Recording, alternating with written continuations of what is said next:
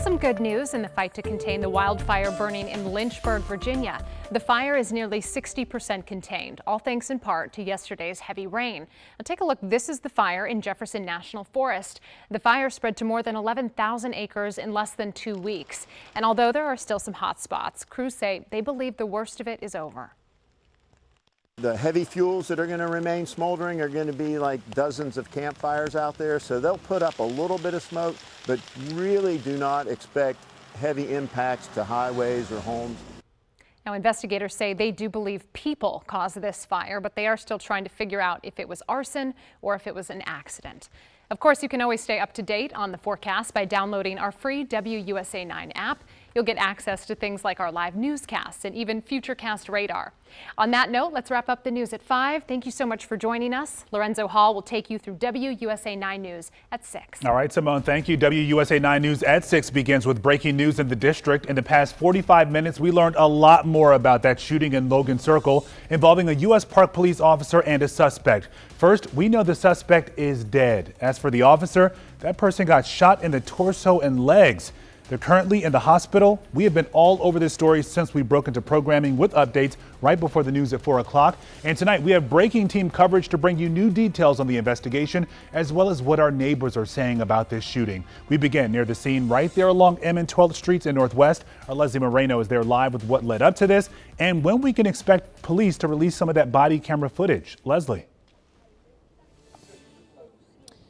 Lorenzo, Park Police wrapping up that press conference about 40 minutes ago. I want to walk you through how this happened. This happened at around 2:30. Park Police attempting to stop a driver for a suspected drug violation. This was on 12th in Massachusetts. As you can see here, still a very active scene, a lot of a police presence here. But at some point during that, things escalated. The officer and the suspect exchanged gunfire. Both were shot. Both rushed to the hospital. We're told the suspect later died at the hospital. The Park Police officer currently is conscious and alert. We are told he was shot multiple times, like you mentioned, in the torso and legs. Park Police also telling us the suspect's weapon was recovered here on scene. The suspect and the officer exchanged gunfire. The officer was shot and the suspect was shot. On scene, officers rendered aid to both the officer and the suspect. The officer was then transported to the hospital where he's receiving treatment for his injuries. The suspect was also transported to the hospital and was later pronounced deceased. This incident will now be investigated by the Metropolitan Police Department. There is U.S. Park Police body camera footage for this incident, and it'll be released within 30 days of this incident.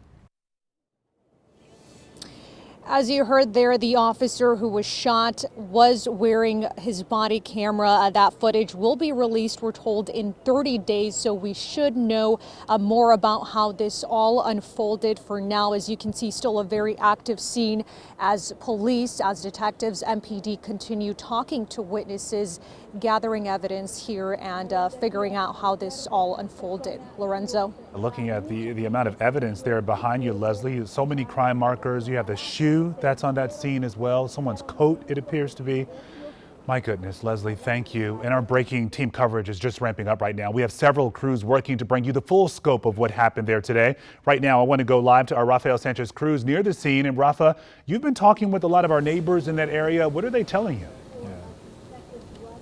Well, Lorenzo, a lot of people are coming home from work and are finding this scene, and as you can imagine, they are shocked, they are stunned. Again, they are saying that this is a safe neighborhood, but this incident is just another reminder that no neighborhood, no nook in the district is immune to the gun violence that we've experienced this year. That's what they're telling me here tonight. I actually want to show you how some of these cars that were struck by the gunfire are still on the scene, but a woman that we spoke to earlier who has witnessed the entire incident, how this unfolded between the officer and the man, and her car was actually struck by the gunfire. She was able to leave about 10 minutes ago, but another car that is being investigated is that silver Nissan that I mentioned during the 4 o'clock. That's been a key point during this entire investigation. Officers have been on the scene focusing on that car, and of course neighbors have been aware of what's going on. Another woman that we spoke to, she owns this silver car right here. She's telling us it's the day before Thanksgiving Thanksgiving. She's trying to get food home to her mother, who is waiting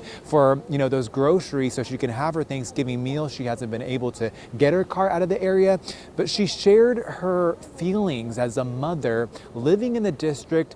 Her daughter was actually here in the area visiting her godfather when she heard the news that there had been a shooting. Let's listen what she told us. You don't even feel good celebrating a holiday, hearing about death and shootings and stuff like that. And my whole years of living, it's just like, it's getting more and more intense with the gunfire and stuff like that, the violence. And like I said, I don't feel safe. So I just make sure my daughter's safeguarded, all my surroundings are safeguarded, because you don't know. You just don't. So she said she doesn't feel safe. You heard that. She says she's changed her behavior this year. She's not going out to eat. She's not going out with her daughter. And that's the reality of some people here in the district. She does not live in the area. However, she was scared when she heard that there had been a shooting. And she said that her daughter told her she heard between 5 or 6 gunshots. And she rushed over here to the scene to make sure that she was okay. That's what we're hearing from neighbors tonight. And of course, at 11, we'll have more as neighbors react to the scene and more details that we're expected to get from Park Police later on today. I'm live at Northwest. Lorenzo? Yeah, sadly, this latest violence in D.C. will be part of the Thanksgiving dinner conversation, I'm sure. Rafa, thank you. And you can count on us to stay on top of this story all night long. Look for updates right here on air and on WUSA9.com, as well as our streaming app as well, WUSA9 Plus. WUSA9 Weather Watch is sponsored by Morgan & Morgan. Right now, we need to get a check on your forecast as many people head out of town for Thanksgiving. Here, our Matthew Torres will take us inside Reagan National Airport to see how travelers are coping with the holiday rush. We're going to check in with him in just a few minutes. But first, I want to talk with the Chief, Topper Shutt. He is getting a feel for things outside on the weather terrace. You just have a little light jacket there tonight, Top. Yeah, for now. Maybe a little heavier if you're out much later, Zoe. But, it was 61 today downtown. That's a pretty nice day. But the winds made it feel and are continuing to make it feel a little cooler than it actually is. So in terms of temperatures for tomorrow on Thanksgiving, great. A little bit above average in some cases. I mean, 54 in Cumberland is a steal. 56 downtown, maybe 56 or 57 in Fredericksburg. That's fantastic. So you got, turkey trots tomorrow, flag football games. We're looking at temperatures in the 40s to start, but then low 50s, time we get to noon, and low 50s by 5 o'clock. So if you're headed out, notice the temps go to the 40s, by like 10 o'clock. So, it's going to feel a little colder than that with the winds, but everybody actually stays above freezing tonight. We'll come back, though. We'll talk about the coldest air of the season we've seen and when that rolls in. Okay, we'll see you back here shortly. Thank you, Top. Well, we are getting some breaking news right now as well from National Airport. TSA is telling us tonight officers stopped a Maryland woman from bringing a loaded gun onto a flight. Here's a picture TSA just sent us within the last hour. They say the woman from Bethesda had the 9mm handgun loaded with 6 bullets in her carry-on. This is the 33rd gun that TSA officers have detected at Reagan National this year. This, of course, coming on one of the busiest travel days of the year. And we're going to stay at Reagan National tonight as we keep track of just how they're dealing with this busy travel day. Our Matthew Torres is there live for us right now. And we got to say it worked out for you, Matthew, because we know you're picking up a relative there tonight as well, huh? Sort of worked out. I know I was looking forward to this assignment because I thought I could just pick them up, stay here for about 40 more minutes. But in true holiday travel fashion, there has to be some delays, right? So my parents, who are flying in from Dallas, just told me their flight's delayed for another hour and 15 minutes. So I might just go home, eat some soup because we're feeling that brisk weather happening now. We're just outside here, the departure section, where traffic is still busy. We saw it in the last hour that it was kind of moving slowly. That's kind of the case still here. If we're able to kind of pivot around, we're starting to see the ramp towards GW Parkway kind of clear up, which really bottlenecking and causing a lot of backup right now is towards DC. So keep that in mind if you are trying to either drop someone off or even pick someone up. The arrival section, no doubt, is also busy at this time. What's interesting is I just looked inside, and the time to get through security checkpoint is actually just about 5 minutes. And that's been the case for the past 3 hours. If the TSA lines were really busy, that was really from this morning. We saw it snaking around. So anyone who arrived here between, I would say, 10 o'clock until 4 p.m. This afternoon. Really got lucky avoiding any travel headaches. Today, it's been pretty easy, actually. I was a little bit surprised. We left a little early. Usually it takes from my house about 20-25 minutes, and it was just about 7 or 8 more minutes. But I anticipated clogging coming into the airport, but just parked, even there was parking spaces. I leave like 2 hours earlier than my flight is, make sure I have my parking set up and all of that before check-in, have my digital passes and all of that. So I'm a very, prepared person, so I like to have all that squared away. So that's, for me, has helped things move smooth. AAA says that in this region, 90,000 people are flying for Thanksgiving. Reporting live at Reagan National Airport in Matthew Torres, WUSA9. All right, so you said the parents are delayed for about an hour and 15 minutes, right? Yeah. Okay. And you don't want to just hang around at the airport until then? No, I'm actually going to my car now. I'm going to my car now. Okay, bye, now. Matthew. Happy Thanksgiving. We'll see you soon. All right, right now we're also counting down to tomorrow's Commanders Thanksgiving game versus our big rival, the Dallas Cowboys. So a little more than 23 hours to go until kickoff right here on WUSA9. Yeah, or I should say a little under 23 hours to go. It's Washington's first Thanksgiving Day game in Dallas since 2020. We know Washington won that game, and tonight Commanders fans arriving in Dallas for tomorrow's game are hoping Washington can do it again. They are going to do it again, by the way. WUSA9 sports reporter Desmond Pernell is also in Dallas. He joins us live tonight with much more. Hey, Des. Hi, Lorenzo. We're here in the Star District, home of the Dallas Cowboys practice facility. I want you to take a look at some of the activity happening behind me. Right now, we are flooded with Dallas Cowboy fans. They're in the holiday spirit. They're in the Thanksgiving, Christmas spirit. All you see is blue and silver. One thing you do not see is burgundy and gold, but trust me, there are a lot of supporters that made the trip from the DMV. That includes the Commanders' #1 fan. Let's go, Commanders! Doesn't matter if the Commanders are at home or on the road. Come on, guys. We need you. Doesn't matter if the Commanders win or lose. Washington has a fan whose loyalty is unmatched. From the time that the clock strikes midnight until game day, I can't sleep. I just can't, because this is my squad, and I want them to always do good. Meet Stephen Boyd, better known as the rally captain. You can hear and see him coming from a mile away. The rally captain's giant flag, his large chain with the Commanders logo, the custom hat and jersey with his name on it, all attention grabbers. But the patches sewed into his jeans are what gives his uniform meaning. I'm an Army veteran, and I believe in repping the Army, and that's why you have it here with the Army down at the bottom, Air Force, and as you can see at the back, I always pay homage to the military services. The only thing that rivals the rally captain's outfit is his attendance record. The rally captain hasn't missed a game home or away dating back to 2014. But maintaining this streak has forced the captain to make some tough decisions. He can get in trouble a little bit at times for the dedication. Last season, Stephen's wife's birthday was the same day as the Commanders' home game against the Dallas Cowboys. I did compromise, and we went to the home game, but had a very nice birthday vacation later.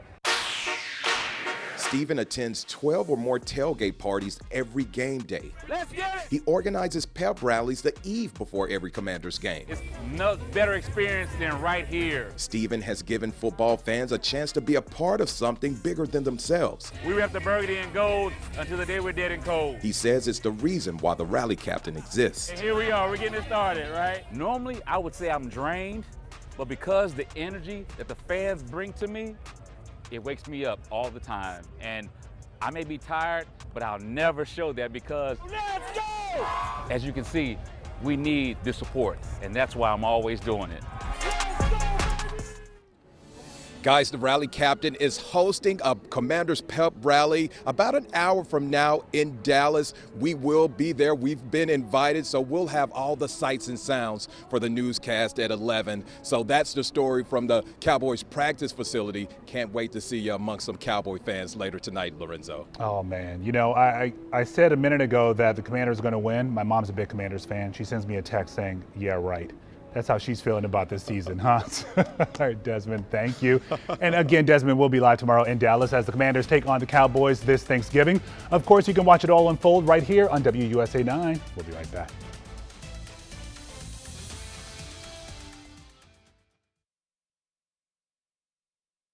The U.S. Botanic Garden is ready for the holidays. Garden officials gave us a preview of its holiday exhibit today, including the incredible model train sets, which are outside. Now, there are 10 different sculptures set amongst the train tracks featuring animals and insects that are pollinators. There are 22 DC landmarks made out of plants. It is really cool, y'all, if you haven't been before. You can see the exhibit for free tomorrow through New Year's Day. And by the way, just in time for the holiday season, our holiday Yule log is back. Look at that right there. Nice and cozy, huh? You can stream the cozy vibes for free right now on WUSA9 Plus. We'll be right back.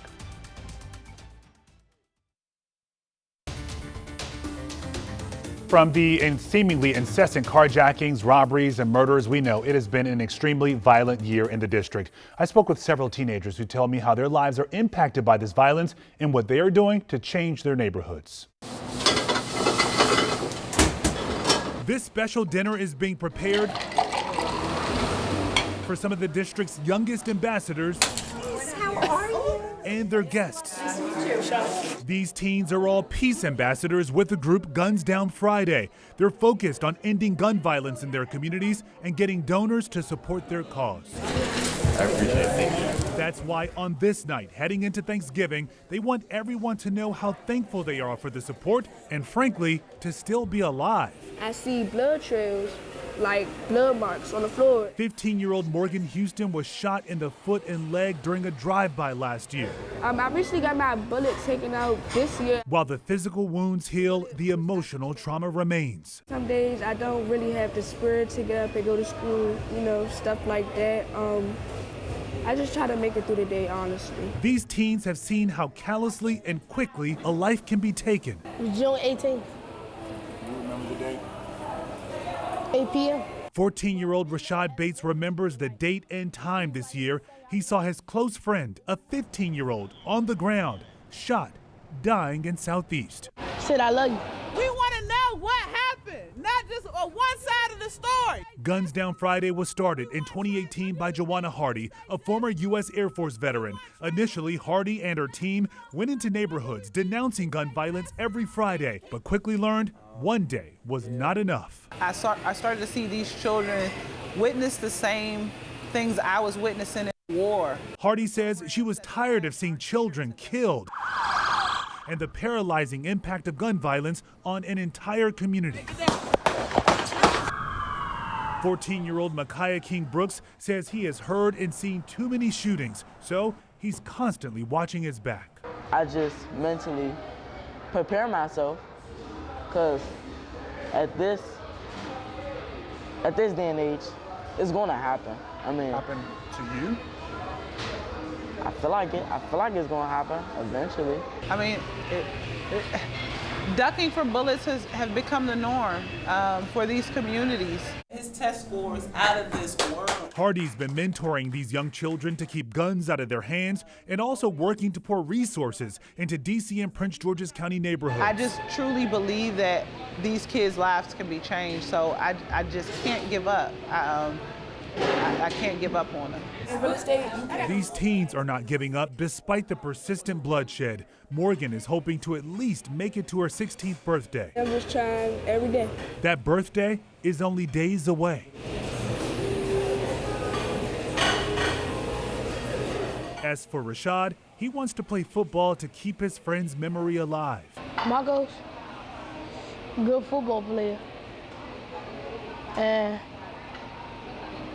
he liked it, he loved everybody. These teens are no doubt brilliant. I've always been smart. And are feverishly working to change their community with the hopes one day they can just live in peace. I just want to be successful. I want to be somebody's inspiration. It's already our inspiration, right? The money these teens are trying to raise will go toward workshops on conflict resolution, stop the bleed training, and a mobile trauma unit for at-risk kids. If you'd like to help, we have a link to on our website right now at WUSA9.com. WUSA9 Weather Watch is sponsored by Morgan & Morgan. All right, we're looking at a beautiful Thanksgiving day, a little bit chilly, a little bit breezy in the morning, but temperatures are going to top out in the mid-50s, which is about average for us this time of year. A few more clouds Friday, but still nice. And then mostly sunny and chilly on Saturday. We'll hold in the 40s on Saturday. So the clouds outside now will dissipate overnight. Temperatures in the 40s by about 11 o'clock tonight. By morning, there'll be some 30s, but everybody's above freezing. Low to mid-40s downtown by 10 o'clock. Time for turkey trots and flag football. Temperatures 40s, maybe 48, 49 in D.C., already 49 in Fredericksburg, and even 47 in Cumberland. That's pretty nice, really. Everybody makes it into the 50s. 54 Cumberland, 54 D.C., 55 in Bowie. I mean, just spectacular. And then by, say, 6 p.m. tomorrow, so about 24 hours from now, temps go back in the upper 40s. Cold enough for a fire tomorrow night, don't worry. And then by 11 p.m., we're back in the upper 30s to low 40s. Friday, some clouds come in. It stays dry, and temps will still make it into the 50s despite those clouds. Now, Sunday, returning home, we're kind of caught between two systems, one offshore, which will remain offshore, and one from the west, which will work its way slowly across the Ohio Valley. It will have a little bit of snow in it, Detroit, Chicago, Indianapolis.